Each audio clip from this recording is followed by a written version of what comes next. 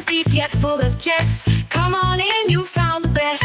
Between two giants here you'll find wit and wisdom intertwined. Laughs and knowledge hand in hand. This is the show that's in command. Hey man, It's been a minute. it's been just long enough. We should like not see each other every 3 weeks because it's been tolerable. You've missed me. Yeah, I know, but still, it's Good I've thing also. you have that wallet photograph of me, Well, yeah, duh. You gave me that in high school, dude. I've never gotten rid like of it. glamour shot. Yeah, JCPenney never fails. It's true. So what have you been up to? Man, traveling, taking trips, trying to not come out and do a podcast in the middle of the goddamn summer. I'd say we did a pretty good job. Yeah, we were both just kind of like, yeah, we could maybe skip this week. I'm like, fine by me. Yeah. Because it's 119 or some crap. Yeah, dude. people that don't live here don't quite. I mean, I will say, having traveled as you had said you had, Yeah. traveling to other parts of the country that have not as hot of weather, but the humidity. Yeah. I'm like, how do you fucking live here? Yeah. I was in Houston. It was like, okay, this is no. equally, and it was at night. I was like, this is equally as bad. I'm sweatier, Right. but a little less angry, just annoyed. Yeah, you're just moist the whole time. Brutal, dude. Ugh, and your balls are. Oh God, yeah. It's like I'm just gonna worst. pack my tight underwear because Lucy's is just stupid, right? Not enough talcum powder. Not enough. And then you Seriously. create mud. You know. Oh yeah, you're right. basically making drywall. Speckle. Yeah, Neat. yeah. We did get away. Got to Alpine, little 9,000 foot elevation, which was great. Not And terrible. No, it was good. We got out of the hot weather a little bit. What about you, man? I think you had a better, funner, cooler, faster, I wouldn't say more that. ass chap It was- adventure than I did. It was different. Yeah. Wife and I went to the Sturgis motorcycle rally. It's something that's been on my bucket list. I will say asterisk. I don't particularly like motorcycles. Yeah, that's why you brought the golf cart. Right. No. My scooter. Yeah. But I appreciate the beauty of motorcycles. I think Yeah. they're very mechanically, they're unbelievable. And I wanted to see chaos. I wanted to see people fighting in the streets. I want to see a lot of titties. Yeah. I got to tell you, No fights or no titties? no fights. I was warned because we have a friend who lives there, and we stayed with him. He invited us very generously. He invited us there, and I told him in advance, this is the kind of stuff I'm looking for. He's like, the titties you're going to see are not the titties you want to see. Oh, yeah. And he was right. Wow. I mean, you know. Biker babes, like those pictures that you see, like all these like voluptuous ladies. Yeah, like in my calendar? No, No. they're like Yeah. like your mom on the back of a bike. Can we talk about your mom? That's like the normal. My mom hasn't really come up yet. I already have a visual concept of yours.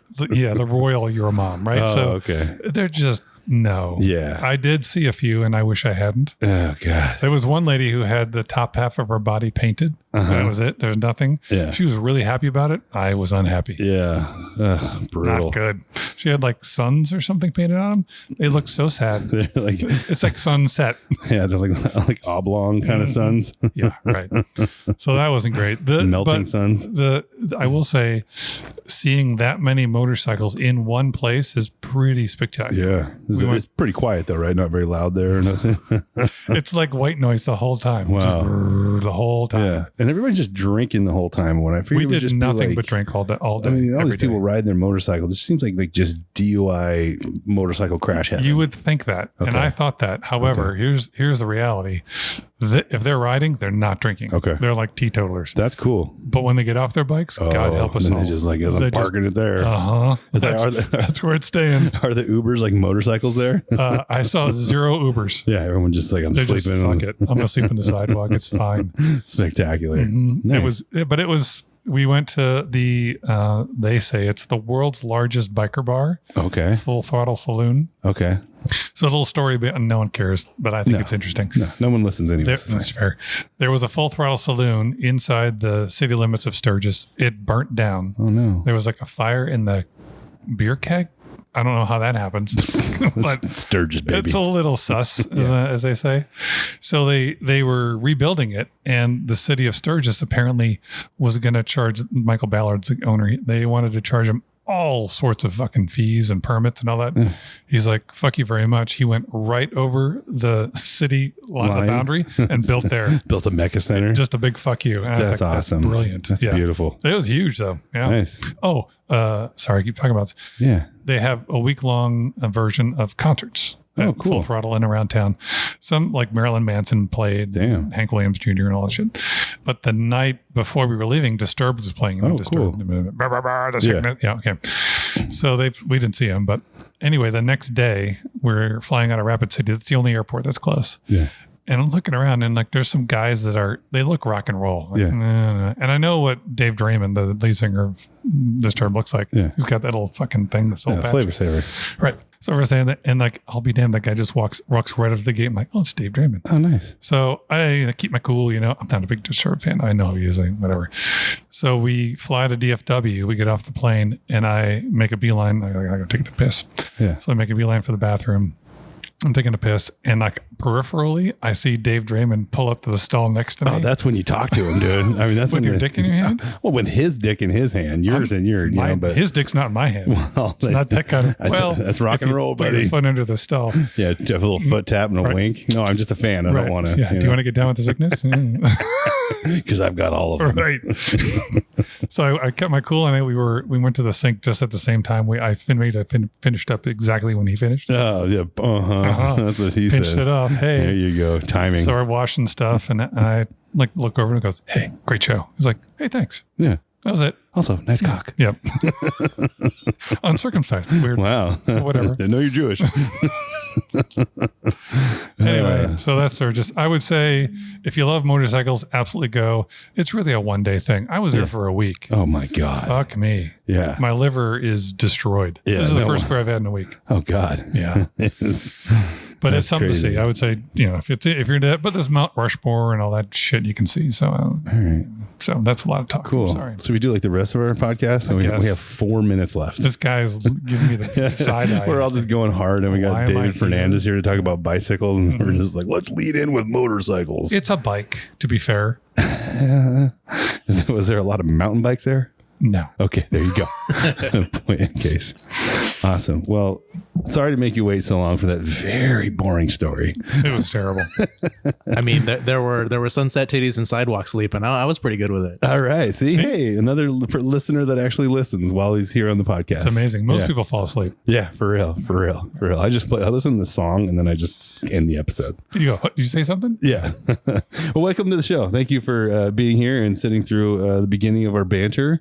And welcome to the show, I guess, again. 'Cause, yeah. Yeah. Thanks for having me in the studio. It's pretty sweet up in here. I mean, Thank you. studio, Thank on the you. couch. Yeah. I mean, Calvano's, thanks again, letting us use it. We got the couches. We're getting our setup better and better. And eventually we get pretty enough. We'll get a camera on I this think we thing. should start calling this my mom's basement.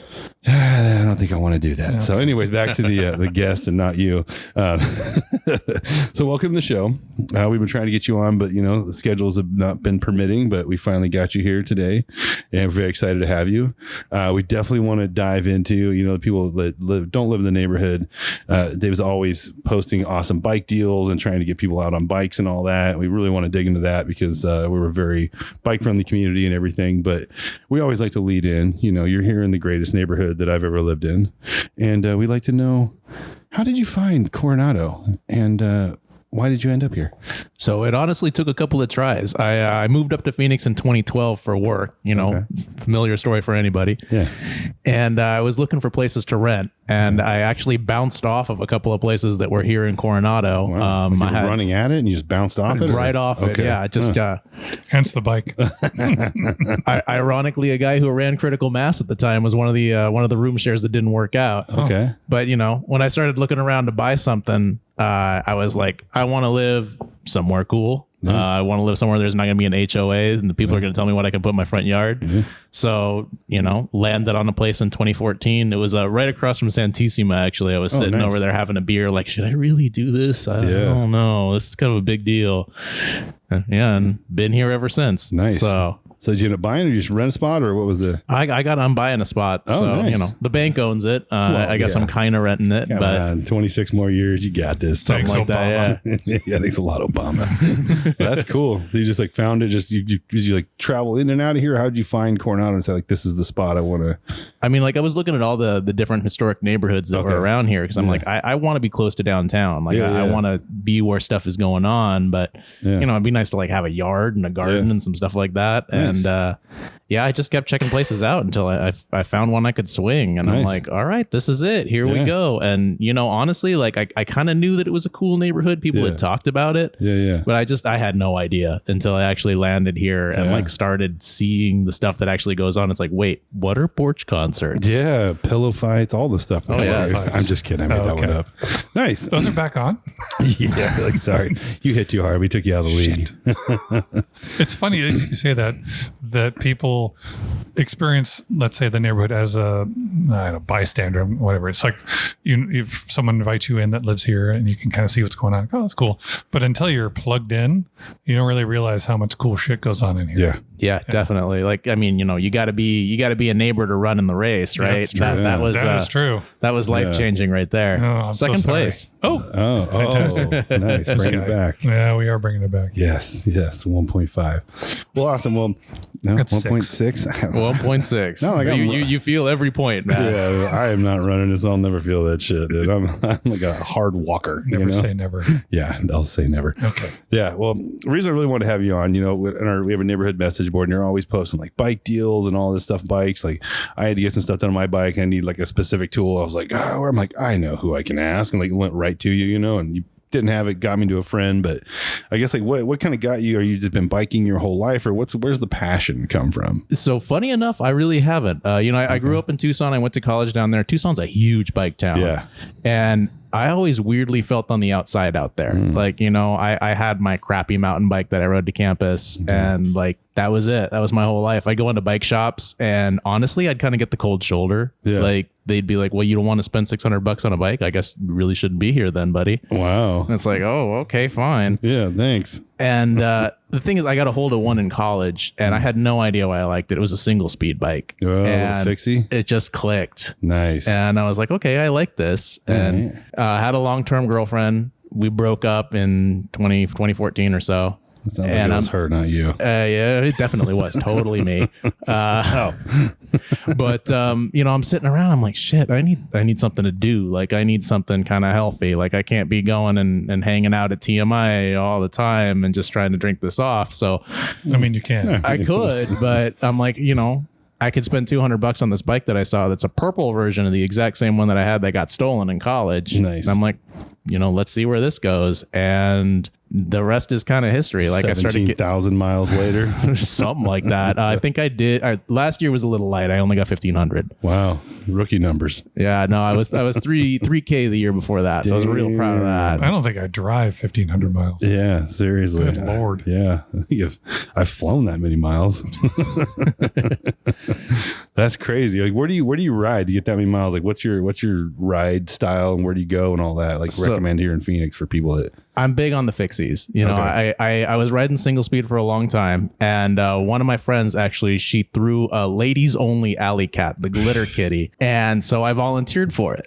So I'm like, okay, I'll sit on a stop. I'll drink beer. I'll help this race happen. That's easy. And then, sitting there drinking beer, and my friends are like, hey, how come you're riding that thing single speed? You should flip that wheel over, ride fixed gear. Oh, shit. And I'm like, all right, I'm 4 beers in. Let's do this thing. And it stayed. Wow, that's crazy. That just sounds like a great place to meet girls if you're into riding bikes too. The alley?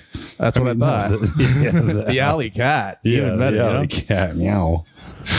For people like me that don't know what those things are, a fixie and a single speed versus other, like go through the lineage of all that shit. Oh yeah, no, I can sit here and talk lingo for hours. Like, I can bore you to tears on that. But the big difference is a fixed gear, a fixie. It has a rear cog that doesn't move, so it moves with the wheel. Anytime the bike is in motion, your pedals are moving. So with the single speeds, it's got the ratcheting gear on the back. So if you stop your feet, the wheel keeps going and it makes the buzzing sound. Okay. So yeah, you if you pedal backwards on a fixie, you go backwards. Nice. That's interesting. Do you have brakes on your fixie, or you like the slide or the whatever stop styles there is? I'm not as good at the skids as I'd like to be, but I've got two. I got one that's got a front brake on it that I can ride in events, like tour to Tucson and stuff, where they want you to be safe or whatever. Yeah, stupid. Lame. And So not Sturgis. And then I got a Bianchi that's total brakeless. Damn. So you like do the slides to stop? Is that your move? I got the little hop slides and stuff, but I mean, mostly it's just like you think about stopping then you kind of stop. Wow. What? Wow. I've got to try that. Like use the force? I don't understand. It kind of feels that way. Yeah. You know, when I was doing the whole thing as a kid, it feels a lot like that. So no brakes. If you so like I have a stupid cruiser, but if I just push the pedals backwards, it stops. Yeah. Like a brake. That's a brake, right? Yeah, so that has a coaster brake in it. So Okay. when you're pushing back, you're actually activating that brake that stops the wheel. Yeah. You know, with this one, because the chain and the cog are always in motion, when you start slowing your pedals down, that rear wheel slows down with it. And if you want to be real cool, you just lock your feet out and, you know, kind of skid around for a little while until the bike comes to a stop. Yeah. Or you stop. Yeah, you think about stopping and then you stop. Yeah. Yeah. I'm like, didn't work. Shit. Out of the Oh, way. Yeah, no, it's gotten scary once or twice. Up over on that Oak Street Bridge, I lost my pedals one time and I got real acquainted with that banner there. Yeah. Oh man, there's some hard 90 or 180s on that bridge. Are your feet locked in? Are your shoes locked in on the fix it? Yeah, you kind of have to. Huh? Yeah, I mean, you know, I did the really cool straps for a while. I like to give them away as prizes in my races because they're just awesome. But yeah, you got to have something to kind of stick your feet to the pedals. Otherwise, you're risking it all. You might go flying. Yeah. Forgive me. I don't see the upside to the fixie. It sounds like just death. Yeah, kind of sounds that way. Okay. Yeah. Okay. Beach cruisers. Well, I'm not that much of a hurry. I mean, you know, we got all of our, you know, it makes you one with the bike. It does feel really cool. And, you know, it's, you realize everything you're getting kind of done and it feels really cool. And plus the valley is totally flat. Yeah, that's true. Yeah. And, you know, we have to look for hills and we climb parking garages and, you know, you have to find some way to get elevation. So like having the single speed is just really ideal out here. Yeah. You know? Man, it'd take you so long to get 1,500 miles in your cruiser. I mean, I would just die. it would take you a year. I would give up in 3 minutes. Yeah. That's it. I'm good. Hey, man, I've heard. Okay. Anyways. That's 60 seconds.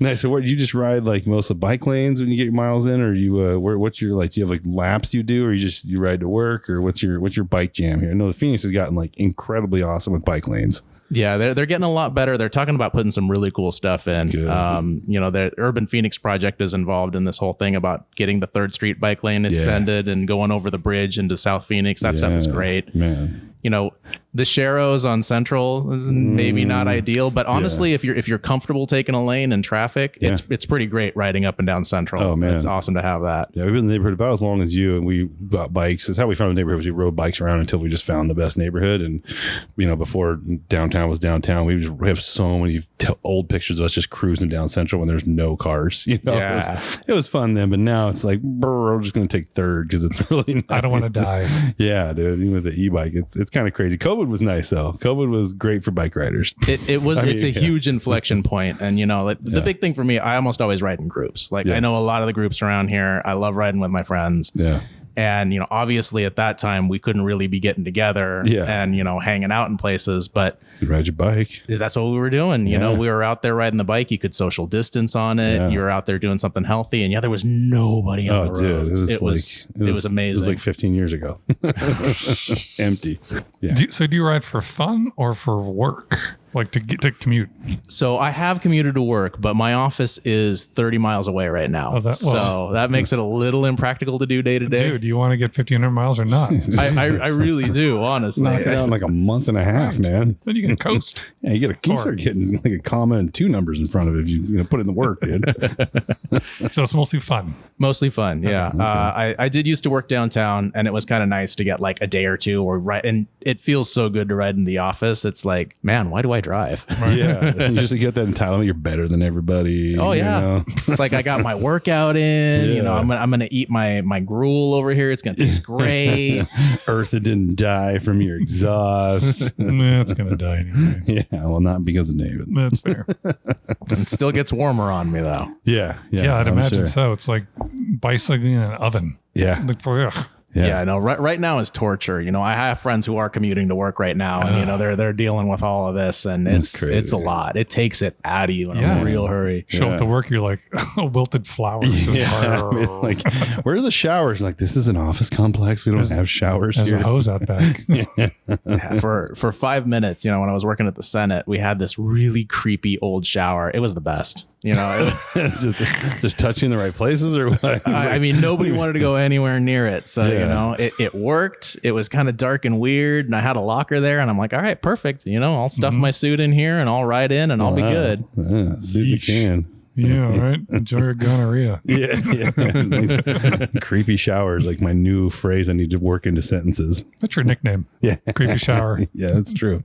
It is true. Well, sweet. I know we were talking before. Michael was bringing it up too. Like the summer is coming to an end. We Thank always say God. that, and then like it just kind of keeps going. Indeed. Yeah, but you know, it's the bike season comes up. I know, you know, it's funny. Like analogy, I'm going to try and do a bulk trash, and I booked 1 week ago, and then like I was supposed to put it all out last weekend. And I was like, you can eat shit. I'm not putting anything out on the street. It's too hot. But I rescheduled as quickly. Like I know, like this time of year, you can easily get a bulk trash because no one wants to put stuff out. But nice time of year, it's kind of hard to get scheduled and whatnot for it. So I'm sure bike shops are the same way. Everyone's going to just flood in and try and get their bikes up. But any tips for people like, hey, bike season's coming up. These are the things you need to get checked and like what's worth it to take your bike in and spend the money on once a year kind of thing. You know, the annual maintenance or any tips. I mean, the stuff that wears on a bike the hardest is honestly just having it put away. So Yeah. like if you've got it in a shed for 3 or 4 months, like it's going to need some love. You know, the chain usually needs to be cleaned off and lubed. You want to make sure that all the cables and stuff are tight and good to go. Your tires might have gone flat on you. And so it's like, are those still any good or not? Yeah. You know, I've gotten to the point with the maintenance on my own bikes that I can like look at that stuff and I can know, but you know, not knowing makes it really hard. Yeah. So I mean, that's kind of like having a shop is pretty essential, Yeah. you know, and having a shop is sort of a place like you're going to have a relationship with. Yeah. Yeah. Like I go over to the Velo because they're here in the neighborhood. I know those guys, you know, it's a high end boutique bike shop. The stuff they have on the shelves is way out of my price range, but they're super cool in their service side. You know, they always work on stuff. They never give you a hard time about having, you know, oh, how come you're not riding, you know, the dentist special over here. Yeah. But, you know, I like to tip them out a little bit. Like, you know, I know a couple of those guys are into cheap beer, so I'll bring them some High Lifes or something, kind of build that up. How dare you? Yeah. A little cheapo over here. Champagne. Right. Yeah, beer, I mean, sir. sorry, the champagne. Yeah. No, actually, what was it? The hams. The hams was real popular. Yeah. Undrinkable. Okay. Undrinkable. Yeah. Okay. The mums of beer over here. Right. But yeah, basically, you know, I'd pay them out for an hour of shop time to, you know, to lube the chain, do all the cables, make sure the tires are okay, make sure the thing's safe to ride. Yeah. And, you know, that winds up being, I think, like $40 from them. Something like that. And Oh, you do the work and just use their shop? I mean, I take stuff down there sometimes if I just don't want to do it. But, you know, if somebody's bringing something out of the shed, I'd be like, just take it to them. They probably don't know what they're doing. Look, I don't have a shed. My Yeah, bike yeah. is outside all year.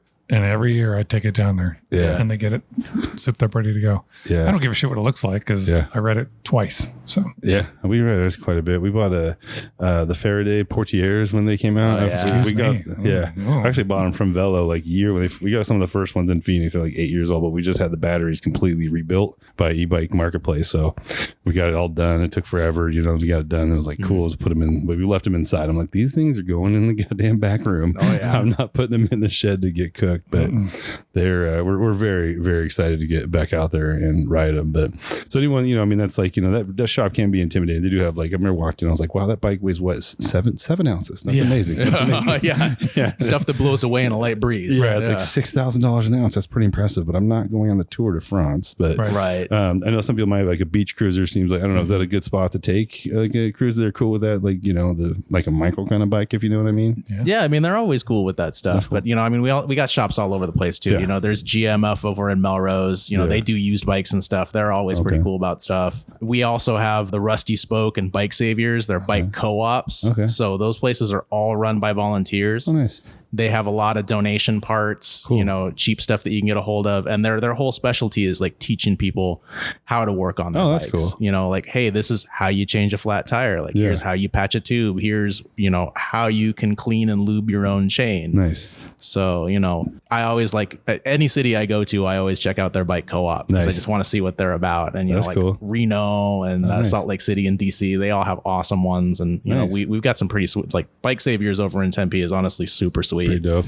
Nice. And, you know, the Rusty Spoke is a lot closer. They're over there on Grand Avenue. And, you know, they put a lot of effort into keeping the community, you know, rolling to drop the pun on it. yeah. Pulled a wheelie with that joke. Okay. But yeah, you know, that's the really cool thing is kind of when you can learn how to do the real basic stuff. So like, you know, okay, my bike is safe. I know my tires are aired up the right way. They've got the right amount of pressure. Like I know all this stuff is good and I can ride without having to think about it. Yeah. No, that's smart. You have a lot of times we go, we're going to head out. Okay, great. All of a sudden my tire's flat. You know? Yeah. It's like, oh God. Yeah, no, flat tires are the always thing. And, you know, basically before every single ride, I always air up my tires to make sure they're right. But, you know, when the bike's been sitting for a little while, they're going to run out. Yeah. Pump it up and let it sit there for a little to make sure it's not losing pressure and whatnot and into summer. Do you happen to know what happened to Brass Monkey? Yeah. So I heard different stuff. Tell the most untrue one. The most untrue one, aliens. Definitely aliens. Knew it. I don't think that's untrue. Yeah. So Tommy had a lot of really cool stuff in there. Like he was way into collecting just like these really neat I pieces. love just really going neat into a frames. shop. Like, can you fix this on my bike? I'm going to walk around for 20 minutes. Yeah. Oh, it was really cool. But you know, I mean, he was a one-man shop in there. And you know, during COVID, I know he was getting slammed. Like I was constantly down there just to see how he was doing, bringing him a sandwich every once in a while. Yeah. But I think that just that frantic pace, you know, and then to keep going. And I gotta guess the rent probably went up on the spot. Like, you know, when they started kind of developing a little bit and those apartment complexes came in. And I think it was probably, you know, I mean, how much can one guy really handle? Yeah. Exactly. I don't think see him selling. Like, I knew he's making some one-off bikes and whatnot. It was really cool, but I don't think he just moved inventory either. You know, it's a lot of just fixing stuff. And I went there once and like, I did this. Like my where a sprocket where the chain goes on was kind of worn down. I was like, hold on, I'll be right back. Runs home and he had a spare one in his house. And it was always like, it was just the nicest, like, you know, all right, that'll be $9. I'm like, dude, you know? Yeah, seriously. It's like, how are you making money, man? Yeah. But it was such a nice, I mean, it's such a cool, you know, person to have nearby and always took care of stuff and you could trust them and come back to a nice cleaned up bike. But man, it was a bummer. I really loved taking our bikes there. But they're done, right? Yeah, Okay, that's too bad. And yeah, I mean, there's been a couple of service-oriented shops like that. I mean, like Tommy's the guy who taught me about bikes. Like that's how I learned how to maintain my stuff. And like, oh, hey, yeah, so bigger tires, better. Okay, Right. Yeah. But yeah, I mean, we had the Brass Monkey, and then we had Blackbird downtown for a little while. Yeah, I was like this guy running out of his house or whatever, right? Was that? Yeah, so there were two guys. Justin actually at the Velo, he's one of them. Okay. But yeah, he's still got the tattoo, which is pretty cool. That's fine. Yeah, he didn't get rid of it. Nah, I mean. But you know, these service focused shops, like their entire deal was they just wanted to, you know, to change the tires and to do all that routine stuff to keep you going. And I think that's just got to be a really hard business model because, you know, I mean, you got to sell some bikes and, you know, move some inventory just to cover the rent. Yeah. I mean, you know, these guys over here, they sell, you know, one $6,000 bike that keeps the lights on for a little while. Yeah, and absolutely. Yeah, absolutely. Makes sense. Yeah, do we have any more bike related questions there, Sturgis? So if someone were, I've seen it occasionally on the message board when there's a group or a cadre of bicyclists coming through the neighborhood, be like, oh, how do I get in on this stuff? What groups would you suggest people plug into if they want to be part of that community? So the big one that happens every month, and this happens the last Friday of every month in a lot of major cities across the world, is Critical Mass. Okay, nice. I am very fortunate to be able to be out in the front of that with the bullhorn, kind of point it in the right direction. Nice. Critical Mass is just like everybody coming together and riding together. Nice. So it feels different in every city. It's got a little bit of a different flavor. Here in Phoenix, it's just all of these different bike communities, you know, getting together and riding together. It's a very social sort of experience. And we're taking over these giant streets. You know, we rolled down McDowell one time because it was that area, you know, over in Miracle Mile where they were talking about putting some bike lanes in. And they decided they didn't want to do that. Yeah. So, you know, we rode on it for a little while. And the cool part about that is that, you know, you're in person, you're seeing everybody face to face and they're talking about, you know, this is my bike group. These are how we like to ride. Yeah. And you get a really strong feel for what it's like here. And we're really social and community focused in a way that I don't see in a lot of other places. Yeah. You know, you've still got rides like the Saturday ride and Sunday congregation where it's these really fast, you know, very motivated type of rides. But then we have rides like Monday night Phoenix Down Tempo, which is the oldest, longest running group ride in the Valley. They start over at Civic Space Park they leave there at 8 o'clock on Monday night and they ride to a bar. That's awesome. Yeah, we've been we ride downtown a lot. We put a good amount of miles on our bikes. When a few times we've seen just big groups, and every time we have hey, roll in, everyone just hey, come on, just waving us in. And when it is a very cool community of people that just very accepting, Right. And they have at the Oak Alley Festival every year. We do the murals and whatnot. That group of the lowriders comes in every time. Yeah. Those bikes are sweet. Yeah, that is the Oddfellows Bike Club, if I'm not mistaken. Yeah. No, it's pretty great. So I have one other question though. Is e-bikes are kind of taking over, any recommendation to someone that's looking into e-bikes, wants to get into one, any tips, tricks, we had some Aventons, it's I ride up to 32 miles an hour. This is crazy. Oh yeah. I'm going to die. Yeah. Or just if someone's getting into it, any bike recommendations or hey, I'm thinking about getting into biking. What advice would you give to a novice? So, I mean, 3 things, and probably the one big most important thing is that when you're looking at the really cheap end of the spectrum, the Costco Walmart. bikes, the Walmart Yeah. bikes, the mysterious China bikes, Yeesh. that UL certification, that is real. Okay. The stuff that you're hearing about in New York where they're banning e-bikes from apartment complexes, it's because, these really, really low end bikes, Batteries. they're catching fire. Yeah. Okay. Which is Good bad, tip. right? That's bad. Yeah. Write that down, people. That'd be something to see. Yeah. Oh yeah. I mean, Yeah. I'd like to watch that on my going by. phone. yeah, a lithium fire is definitely a sight. But I can be real snooty about these bikes are better than these bikes, but Yeah. when it comes to that, that end of the market, that can be real treacherous. So basically be real careful with that stuff. Yeah.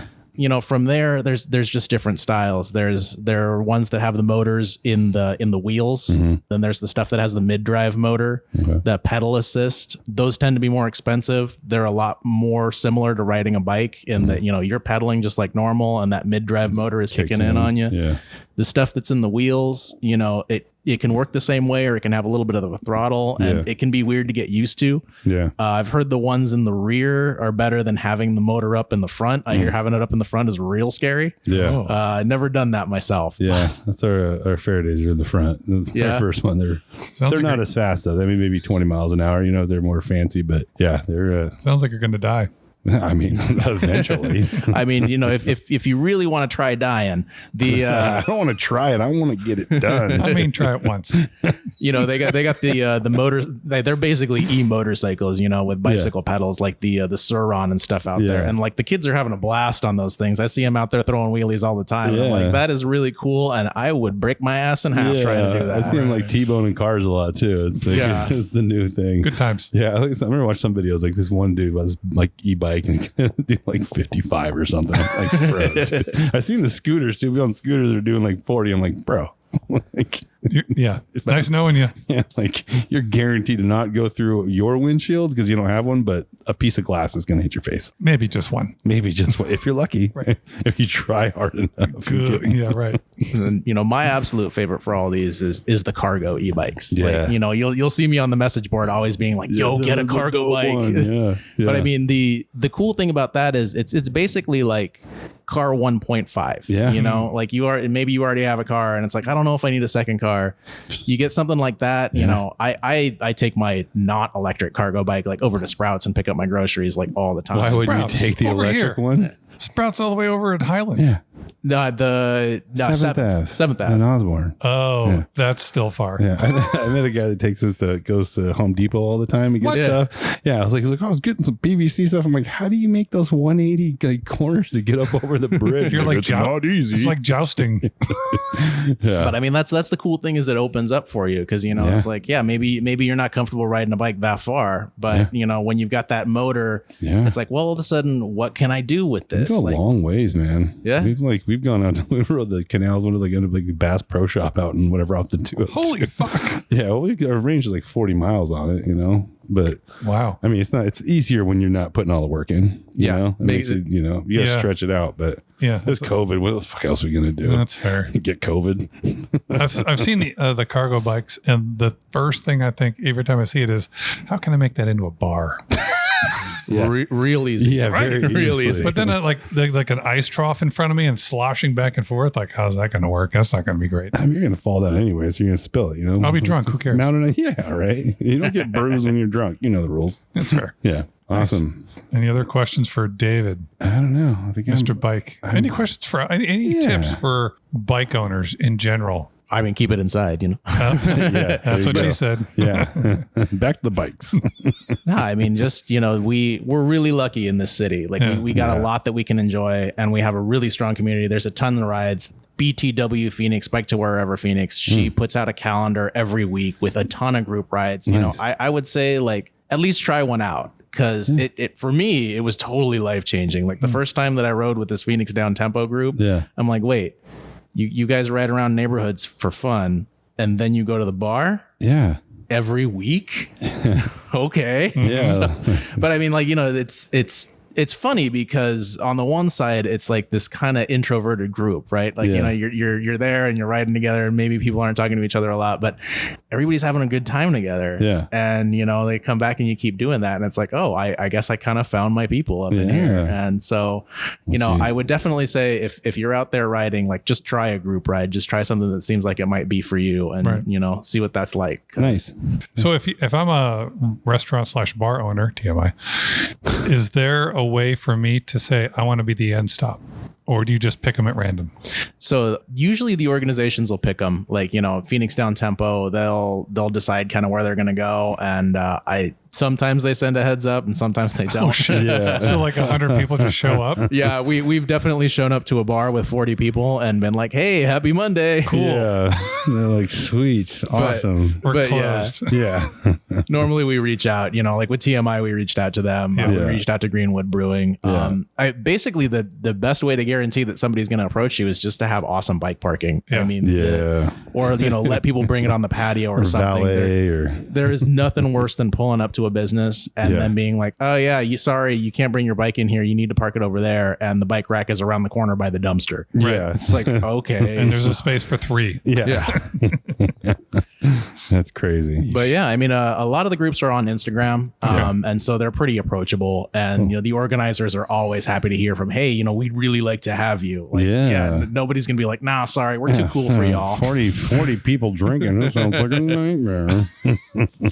Well, cool. Thanks for coming on. We appreciate it. It was very informative. People get out there, get your bikes, hit the road. Get your bikes up to speed. Damn, switching gears on them jokes. You over did there. it too. Yeah, Nice, seriously. nice. He can be backpedaling and going backwards. Okay, over that's there. enough. Okay, we should probably stop this. Okay. Hey, thanks for coming on, man. Thanks for having me, guys. Later.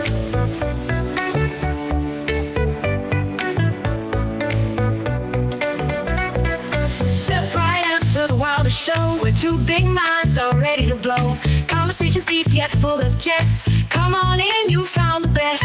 Between two giants here you'll find wit and wisdom intertwined. Laughs and knowledge hand in hand. This is the show that's in command.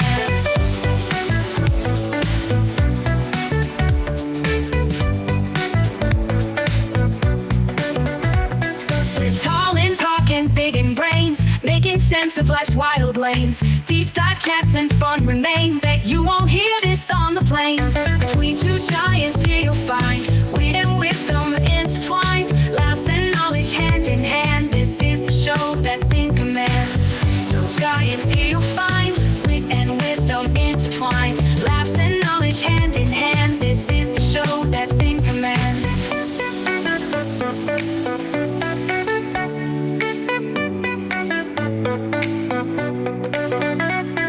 Stone unturned, no joke too small.